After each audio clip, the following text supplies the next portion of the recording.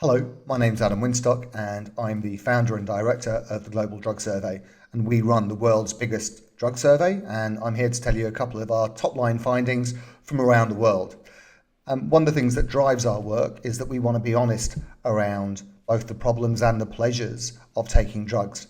And what I want to do before I do anything else is to thank the over 300,000 people from around the world who've taken part in our surveys and have used our apps since 2012. And I also want to acknowledge the huge support I get from a fantastic group of bright, super smart people from around the world who help make Global Drug Survey what it is. Global Drug Survey has got four major missions. The first is to make drug use safer, regardless of the legal status of drugs. We want to inform and educate people with honesty and transparency. We want to help, and in fact we do, develop harm reduction and self-regulation tools with the help of people who use drugs. And what we also want to do now is support the growing network of young academic researchers from around the world who take the data that we collect and turn them into really useful research papers. We do run the world's biggest drug survey, and year on year our surveys have got bigger and bigger. Global Drug Survey, which collected data from November through to December 2014, received over 100,000 responses from over 50 countries around the world. We were translated into 10 languages, and we have media partners from across the board. And those media partners work with us because they support what we do, and in exchange we provide them with data, and they write stories and share what we find with the public. And the public are the first people to find out our findings because we're independent, we don't receive government funding.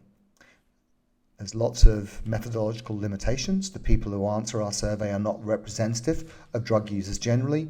They're people who generally take more drugs than other people, but that's really important for us because they're the people who know most about drugs and who often adopt new drug trends before anyone else.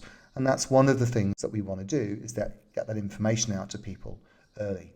So it's just a huge thank you to them. And as I said, to all the people who work with us and help us write academic research papers that just demonstrate the quality of the work that we do. We also share what we find with people who use drugs through a range of free online and smartphone apps, such as the Drinks Meter and the Drugs Meter. And what we've also developed, again based on data from people in the Global Drug Survey, is a range of harm reduction guides. The Highway Code has now been downloaded over 70,000 times. It covers 9 different drugs. And if you want to know how to use drugs more safely, it's a pretty good place to look. We've also got our own YouTube channel, which has got some pretty cool stuff on it. I just want to spend the next couple of minutes taking you through who took part this year. So we had 100,000 people from around the world, about 60% men, 40% women, 84% were heterosexual, with a fair representation from the LGBT population. And we had about 0.4% of transgender, and we're going to report their drug use patterns in a special report. About 90% of the respondents were white, mean age are around 20, but as you can see we had a lot of people who were under 24. Almost half of our population were actually under that age. But we also had a bunch of people who are over 35, who you could say should know better, and they probably do, because as a rule they were generally using drugs a bit less often. Also a pretty educated bunch of people, with about kind of 40-50% of people having, at least kind of a college certification or an undergraduate degree. Lots of people studying, but we've also got about 60% of people being in full employment. So basically, people who take our survey are pretty switched on, and of course they know how to access the web. Kind of a lot of people living with their partner, quite a lot of people living with their parents, and about 3/4 of our population come from city areas.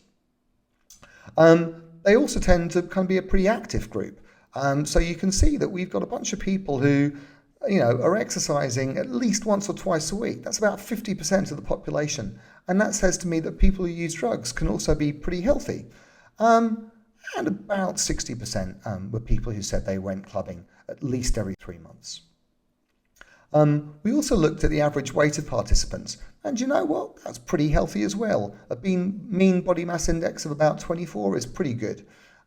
Saying that, about a third were overweight. We also had about 10% of vegetarians, and we're going to do a whole little story about why we asked that another time. But really what I want to share with you is what drugs are being used around the world most frequently. Now, we asked people around the use of 150 different drugs.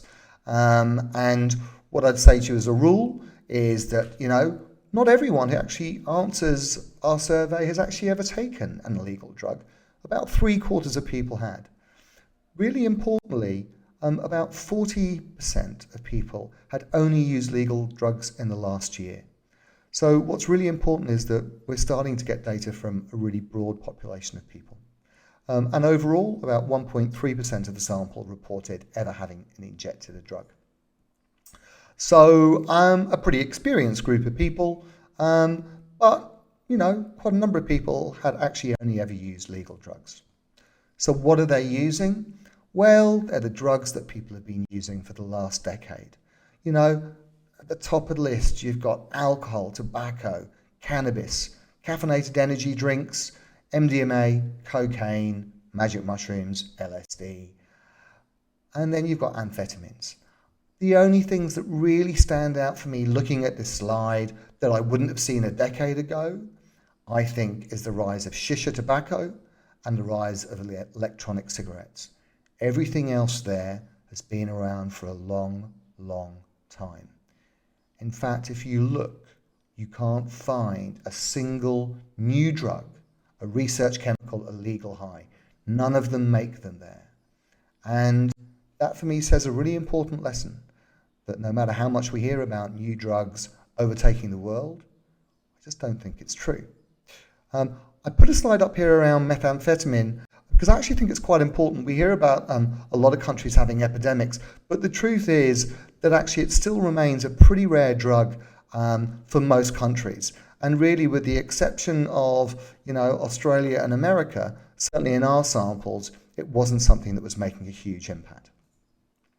So let's look at more recent drug use prevalence. Actually, the story remains the same. The same drugs that people have been using for a decade remain unchanged. If you look at prescription medications, there's a lot of people using those, but again, there's not a single new drug. I think it's rather interesting that MDMA across the world is more common than cocaine. My guess is that's generally because it's easier to make anywhere, and it's probably regarded as much better value and is certainly cheaper. I'm going to draw your attention to nitrous oxide as well, which is pretty much in the top 10 drugs used around the world, and we'll be doing another video on nitrous in this section. So how about drugs used in the last month? You know what? It's just exactly the same story. There's not a new drug in there. So what would I ask you to take away from this? The drugs that we know and love are the ones that we still know and love. Research chemicals don't even get a look into the top 30 drugs used around the world. Anyway, I hope you found that interesting, and I hope you find all the stuff that Global Drug Survey does interesting. If you've got any feedback or ideas for us, we'd love to hear from you. Until that time, as ever, keep yourself and your mates safe. Thank you. Bye.